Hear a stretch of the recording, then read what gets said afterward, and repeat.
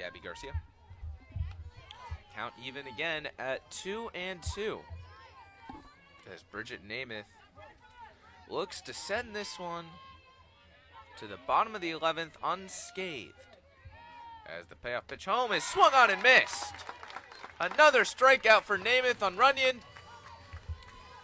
And they're but 1 for 3 on the day as she swings and misses.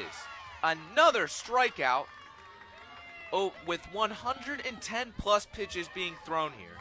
Unbelievable stuff we are seeing from Courtney White. 13th strikeout of the day through 8 in a third inning. Indiana as she swings through the next pitch, which is strike 3 and the third out of the inning. Bridget Namath makes quick work of the Terrapins in the top of the 7th, and Penn State will look to walk this one off as we head to the bottom of the 7th. Still scoreless here on Com Radio. 0-1 pitch, and that is swung on a miss, but a steal attempt by McCamey is good as the catcher, Gabby Garcia, couldn't get the ball out in time for the speedy McCamey, and she's in with a stolen base. As the top of the order rotates back around for Megan McCamey as she sets and looks at a strike down and away. Gorgeous pitch there. 0 for 2. Grounded out to the first baseman, Gianna Paletti, in her first at-bat and struck out swinging in her last attempt at the plate as she faces Maddie Volpe for a third time in the top of the 6th as she takes a ball, moving the count back even at 1-1. 1 out in the inning so far for Megan McCamey. And then looking back at that pitch count, Maddie Volpe, the extra innings, that really could be the wild card. I'd imagine that Bridget Namath would be available, star freshman with an ERA just over 1, if need be. But right now, Volpe, pitch count manageable. Megan McCamey, in the meantime, looks at a ball 2-1. Of course, Bridget Namath pitched yesterday too, closed out the game for the Nittany Lions in a win, come from behind win, and there's a breaking ball that doesn't break. Moves the count to 3-1. A little up and away in the zone there. And Maddie Volpe, we'll see what pitch she's got for a 3-1 count. Of course, doesn't want to walk McCamey, and she will, though, pitch high. So the Terrapins get a runner at first with 1 away. Welcome back to the bottom of the 7th inning here at Beard Field as Penn State will look to walk this one off in a 0-0 ball game. Courtney White still on the mound for the Maryland Terrapins. She's had 7 strikeouts, 1 walk, has only allowed 2 hits through 83 pitches. Lowered that ERA down from 2.55 all the way to 2.39 in this one. But she will face the heart of this Penn State lineup as Maddie Gordon hits a foul ball down the third base line. Starting the count 0-1. As we mentioned, Penn State will look to walk this one off, and Maryland will look to get this one to extra innings.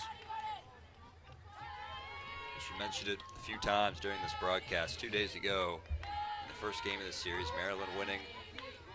RBI double to win the game. 2-0 in the top half of the 9th. Of course, the rubber match of this series, teams splitting as Maddie Gordon looks at a strike, moving the count to 0-2. But Maryland winning Friday. Penn State come from behind win yesterday. So the winner of this game will win the series. As Gordon looks at the next pitch, just outside. 1-2 count on Maddie Gordon. We'll look to get on base and maybe hit a home run and walk this one off. But we'll see as Courtney White delivers the next pitch, and she swings and misses at a pitch in the dirt. And Maddie Gordon is retired here for Courtney White's 8th strikeout of the day. And that'll bring up Gabby Garcia. Look, a big hack at that. Count at 0-1. But prior to that pitch, 2 pitches, 2 slow rollers to third and second. And just impressive stuff by Bridget Namath as she continues her terrific rookie season here at Penn State. As she takes a ball high, moving the count to 1-1. On Diamond Williams, of course, she's 0 for 3, as Isaac mentioned earlier, with a strikeout, a ground out, or 2 ground outs, actually, as she gets ready to face the next pitch in the dirt. Count moves to 2-1. That was, of course, Bridget Namath has to be careful with her batting .360 with the team leading 11 home runs, so doesn't want to throw anything over the heart of the plate. As she sets for the next pitch. Gets that up in the zone to even the count at 2-2 with 2 outs here in the top of the 9th. Penn State looking to send this one to the bottom in hopes of the point. 11-7, St. John's still in the lead, and this will be Victoria Kowalczyk for St. John's as she sends it bold with the bump. And the kill by Onyechi. Straight to the back of the court. And Princeton has cut this deficit to 3. It's 11-8. Yeah, Onyechi once again. Back-to-back nice plays on back-to-back possessions with the ball. It's going to be 11-8. Princeton. Onyechi, a tremendous middle blocker for Princeton, but this will be Cheney to serve. She sends it over and out of bounds, but barely touched the white line on the back court. Almost a beautiful ace there by Cheney. Goes for naught. St. John's awarded the point. Cheney's another missed serve there. This will be Georgia Walter for the serve for St. John's. Bump by Cheney to Draper. The kill over. Kowalczyk back to Aaron Jones. Missed it, but a beautiful save by Solano Smith. Gets the second attempt for Aaron Jones.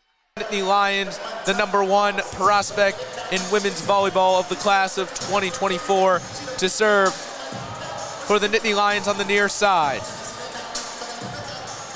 She gets ready as the crowd continues to rock here in Columbus. A great environment to catch a volleyball game.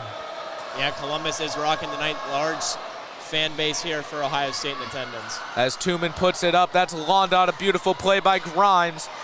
And Merzik's able to reset that play. Back over to Tooman. Selman with the kill attempt. That's going to go out of bounds. Izzy Stark did not get a hand on that as she tried to dive for it. And she's lucky she didn't as Penn State gets the point on the near side air. Yeah, it looked like it was Ohio State in front of a raucous crowd tonight at the Covelli Center. Will defend the serve first by the libero of Penn State, Jillian Grimes. She will serve as we begin set 5. First to 15 will win this game as Grimes puts it over back to Hasbrook. Hasbrook, and the kill attempt by London is saved up by Izzy Stark, and that's going to go out of play. A running attempt by Ohio State, can't come up with it in the backcourt, and Penn State starts this 5th set with a point. It's 1-0. But Mariah Murray left wide open from 3, and you cannot do that with her. Money yet again. It's 47-26, 20 seconds to go in the half. Mariah Murray from 3, she's money to start this game. 11-4, Lady Lions. Jalen Oden dumps it back off to Tamara Johnson as she crosses the half-court line there. Surveying the court, tries to find someone. She does. It's Allie Campbell on the near wing. Back over. There's Jayla Oden from the top of the key. Passes it back over to Tamara Johnson. On the other side of the court, Gracie Merkel standing in the far corner. She's going to lob the pass coast to coast to Jayla Oden, who's going to dribble in, looking for something to happen in the paint. Her shot goes up, and it will not fall. The rebound attempt is no good, but it was tipped out of bounds by Monmouth. Penn State will retain possession of the ball. Yeah, Mariah Murray will inbound for the Lady Lions, trying to find someone, and she will. That is Talia Walker. Back over to Grace Hall, who entered the game. Mariah Murray's 3 falls. Fought a lot of traffic on that one, and she finds the bucket. It's 8-2. It'll be Vitória Santana from Sao Paulo, Brazil, to dribble it up the court for the Lady Lions as she goes towards the far wing, being smothered by Monmouth. Back over to Grace Hall. Grace Hall going to take a long 2. That falls. Left wide open and puts it in. 13-4 with 4:39 remaining in the first quarter. See stats there as Jayla Oden goes coast to coast and 1.